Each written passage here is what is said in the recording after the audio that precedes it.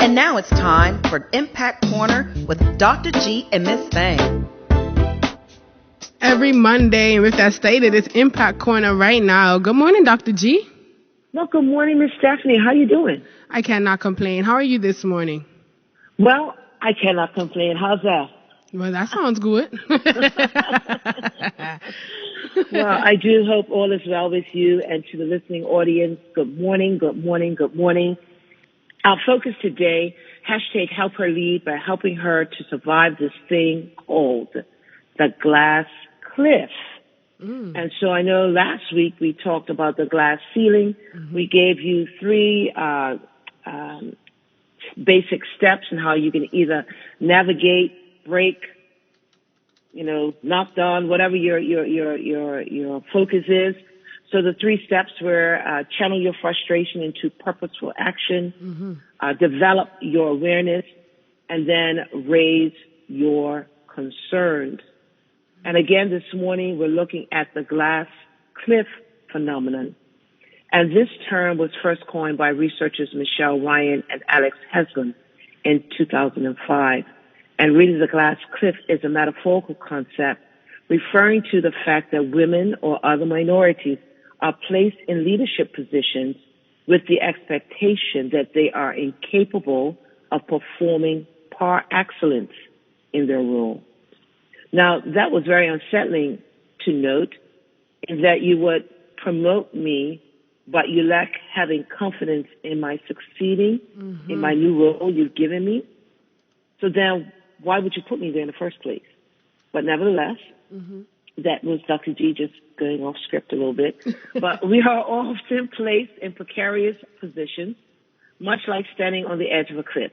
The background of the organization is that it's failing, for an example. And when the person is promoted to a leadership position, they may not have all the facts. And unfortunately, they become the fall guy or gal, or simply criticized for any missteps, making it more challenging for them to succeed in their roles. The question then, why do we, women and other minority leaders, fail or criticize, for our leadership? Is it due to incompetence? Most times, I would say the answer is no. I say no because we've been hired, or you hired us for leadership positions. Yet, if the appointment is afforded during a difficult time or challenges in the organization, such as financial difficulties, maybe declining market share or public relations issues, and there's an expectation for us to turn it around and have all the facts, then the failure shouldn't rest solely on the shoulders of those chosen. There are known and implicit biases that exist in the workforce. I call it marginalization. There are often stereotypes and assumptions about women and other minorities that can affect the way we are perceived and evaluated in leadership roles. For an example, the perception may be that women are seen to be too emotional or too soft to handle tough business decisions. I want to stop in right here. We handle tough business decisions every day we run our households. Anyway, let me come back on script. While other minorities may be seen as lacking the experience or qualifications needed for those leadership roles, some biases become self-serving to those who are incapable of identifying the emotional balance we as women bring into the organization, or perhaps the experiences the other minority brings to the table. Remaining adhered to the bottom line of the business negates the human resource it takes to run your business. I'm going to say that again. When we remain adhered to the bottom line of the business, it negates the human resource it takes to run your business. You can't run it by yourself. I like to propose that we can develop a balanced budget to the table, per se. And that is understanding the value of both the organization and the people's needs to create an environment for success. Another bias, the performance expectations placed on us as women and other minorities in the workforce. The expectations are much higher than those placed on male or non-minority counterparts. There's the expectation that we must work harder and longer to prove ourselves. I said that last week. And during the process, any missteps or failures we may encounter are more heavily scrutinized. and criticized than our other colleagues. Overall, the glass cliff phenomenon highlights the need for organizations to address biases and inequalities in their leadership structures and to provide support and resources to leaders from diverse backgrounds. So, Dr. G, how does one master and survive the glass cliff theory? I'm so glad you asked. Here's a few tips. Number one, start building a strong support network. Developing a network of mentors and sponsors and allies who can provide guidance, advice, and support can be critical in navigating the challenges of any leadership position. Because of the glass cliff metaphor, find individuals you trust, and you know they may rest outside your organization, who can assist you to navigate the organization's structure and politics, providing guidance on key decisions, and who will advocate for your success. Number two, communicate effectively. Effective communication is essential for building trust, credibility, and support among your stakeholders.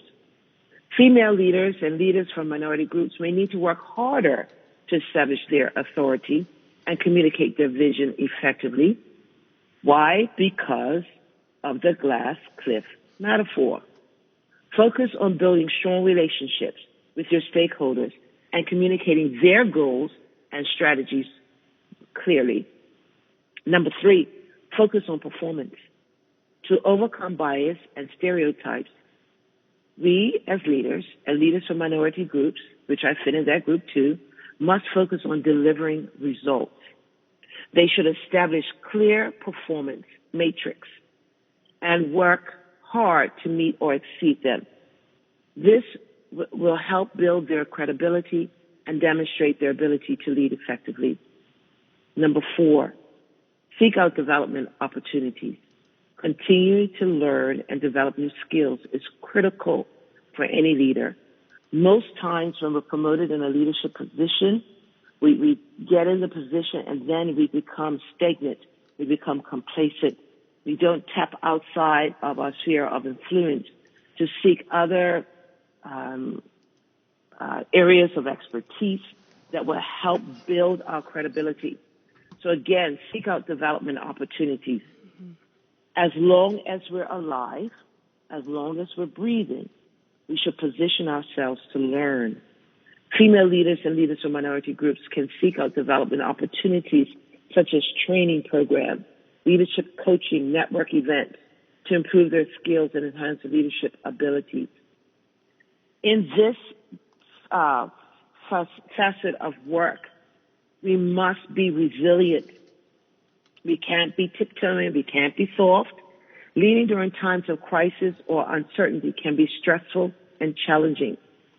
We need to be resilient and persevere through difficult times. We should focus on building our emotional intelligence and developing coping strategies to manage stress and to overcome setbacks. And I know that is a challenge within itself. I recall an opportunity where I was working for an organization and the stress levels, oh my gosh, was on steroids. And I remember driving home with my husband, and of course, he's my vent. And so I'm saying all the things, and, about the company and, how stressful it is. And my daughter at the time, she was about 7 or 8.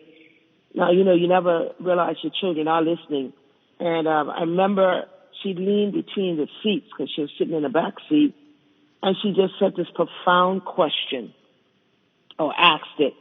She says, "Mommy, so why don't you leave?"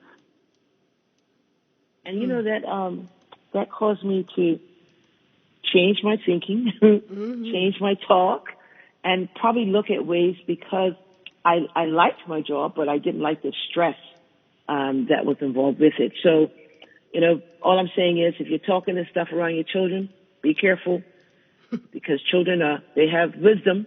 They don't even know what they're saying half the time, but they make sense. But overall, mastering and surviving the glass cliff theory requires a combination of strong leadership skills, effective communication, and resilience.